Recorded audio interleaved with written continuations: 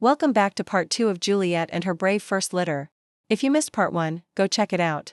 We left off with Juliet, our beautiful multicolor gray mama cat, and her 4 adorable kittens, Leonidas, the solid black one with a white dot on his chest, Peabody, the orange and white tabby, and the 2 solid gray cuties, Cholula and Dottie, who also has a little white chest spot. Their first home was a secret, safe haven in an overgrown backyard, hidden from the world. Here, Juliet was the ultimate teacher. She taught her babies the essential skills of survival. They learned to hunt lizards, mice, and birds, sharpening their instincts day by day.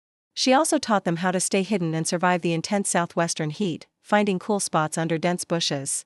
Life was an adventure. The kittens were always playing, wrestling with each other in a tumble of fur, climbing whatever they could find, and practicing their hunting pounces. Sometimes, they'd cautiously encounter other neighborhood cats, learning the complex social rules of the feline world. Their days were filled with exploration. Leonidas, ever the bold one, once got cornered by a large tomcat from down the street. It was a tense standoff, but remembering his mother's lessons, he stood his ground just long enough for Juliet to race in, a fierce protector sending the intruder running. Peabody and Dottie, the dynamic duo, often explored together. One afternoon, their curiosity led them to a neighbor's yard with a big, grumpy dog. They found themselves trapped near a fence.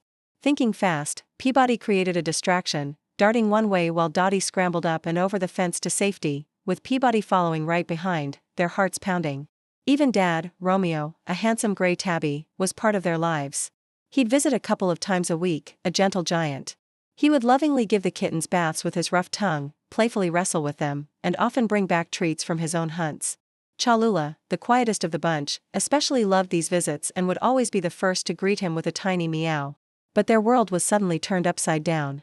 One day, the sound of machinery roared through their peaceful hideout. Their overgrown, safe backyard was being cleared out. Their home was destroyed, and the family had to flee. Confused and scared, they scattered, looking for a new place to call home. For days, they wandered the neighborhood, facing new dangers at every turn. Juliet was desperate. Then, she remembered something. A house, a kind family that always left out a bowl of kibble for stray cats. Hopeful, she led her exhausted kittens towards this potential sanctuary. It just so happened to be the Bilbobian rescue home. Under the cover of darkness, Juliet would sneak into the backyard, gathering food for herself and her hungry babies. This went on for a couple of weeks. The rescue family started noticing the kibble disappearing much faster than usual and knew a new visitor was in need. One evening, they saw the whole family and their hearts melted. Soon, Juliet and all 4 kittens were invited inside. Their lives changed in an instant. No more scorching heat or hunting for scraps. They had a safe, warm room all to themselves.